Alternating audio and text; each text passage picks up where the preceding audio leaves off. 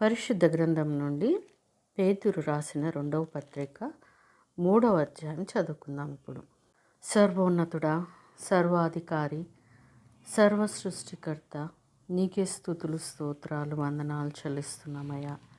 ఇదిగో తండ్రి, ఇప్పుడు మీ వాక్యం చదవబోచుండగా ప్రభువా తండ్రి, మమ్మల్ని బలపరచుమని, స్థిరపరచుమని, ఈరోజు కావలసిన దీవెనలను కుమ్మరించుమని యేసయ్య పరిశుద్ధ నామం అడిగి వేడుకుంటున్నాము మా తండ్రి, ఆమేన్.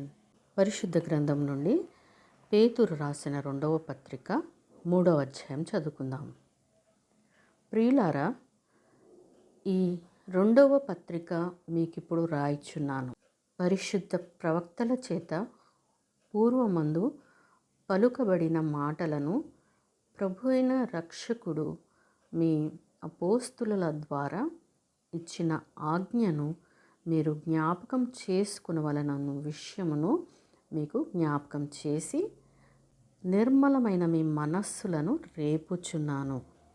అంత్య దినములలో అపహాసకులు అపహసించుచూ వచ్చి తమ స్వకీయ దురాశల చొప్పున నడుచుకొనుచు ఆయన రాకడను గుర్చిన వాగ్దానం ఏమాయను? పితరులు నిద్రించినది మొదలుకొని సమస్తమును సృష్టి ఆరంభం ఉన్నట్టే నిలిచి ఉన్నదే అని చెప్పుదురని మొదట మీరు తెలుసుకునవలెను. ఏలయనగా పూర్వము నుండి ఆకాశముండననియు నీళ్లలో నుండియు నీళ్ల వలనను సమకూర్చబడిన భూమియు దేవుని వాక్యం వలన కలిగిననియు వారు బుద్ధిపూర్వకంగా మరతురు. ఆ నీళ్ల వలన అప్పుడున్న లోకము నీటి వరదలో మునిగి నశించెను. అయితే ఇప్పుడున్న ఆకాశమును భూమియు భక్తిహీనుల తీర్పును నాశనమును జరుగు దినం వరకు అగ్ని కొరకు నిల్వ చేయబడినవై అదే వాక్యం వలన భద్రము చేయబడి ఉన్నవి. ప్రియులారా, ఒక సంగతి మరచిపోకుడి. ఏమనగా ప్రభు దృష్టికి ఒక దినము 1000 సంవత్సరముల వలెను, 1000 సంవత్సరములు ఒక దినము వలెను ఉన్నవి. కొందరు ఆలస్యమని ఎంచుకొనున్నట్లు ప్రభువు తన వాగ్దానమును గూర్చిన ఆలస్యం చేయువాడు కాడు గాని ఎవడును నశింపవలనని ఇచ్చయింపక అందరూ మారు మనస్సు పొందవలనని కోరుచు మీ ఎడల దీర్ఘశాంతము గలవాడై ఉన్నాడు. అయితే ప్రభు దినము దొంగ వచ్చినట్లు వచ్చును.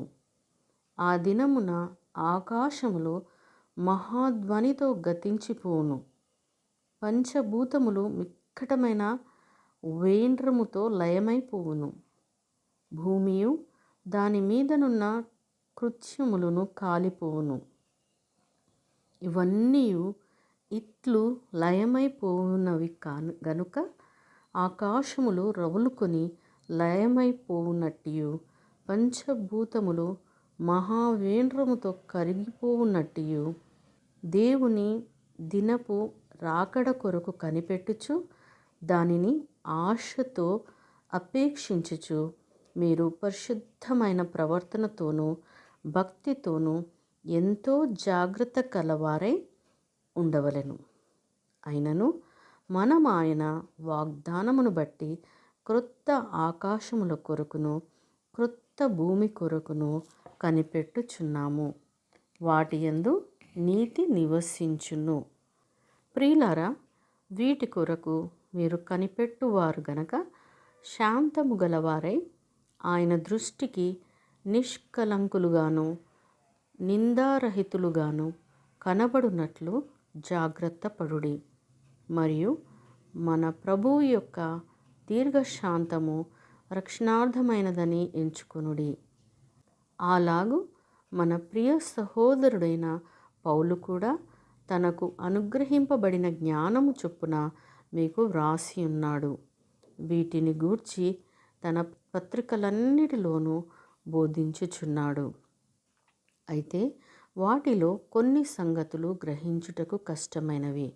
వీటిని విద్యాహీనులను, అస్థిరులైన వారును, తక్కిన లేఖనములను అపార్థం చేసినట్లు తమ స్వకీయ నాశనమునకు అపార్థము చేయుదురు. ప్రియులారా, మీరు ఈ సంగతులు ముందుగా తెలుసుకుని ఉన్నారు గనక మీరు నీతి విరోధుల తప్పు బోధ వలన తొలగింపబడి మీకు కలిగిన స్థిర మనస్సును విడిచి పడిపోకుండా కాచుకొని ఉండుడి. మన ప్రభువును రక్షకుడునైన యేసుక్రీస్తు అనుగ్రహించు కృపయందును జ్ఞానమందును అభివృద్ధి పొందుడి. ఆయనకు ఇప్పుడును యుగాంత దినము వరకును మహిమ కలుగునుగాక. ఆమెన్. దేవుడు తన పరిశుద్ధ వాక్యంను మనందరి హృదయంలో ఫలింపచేయునుగాక. ఆమెన్.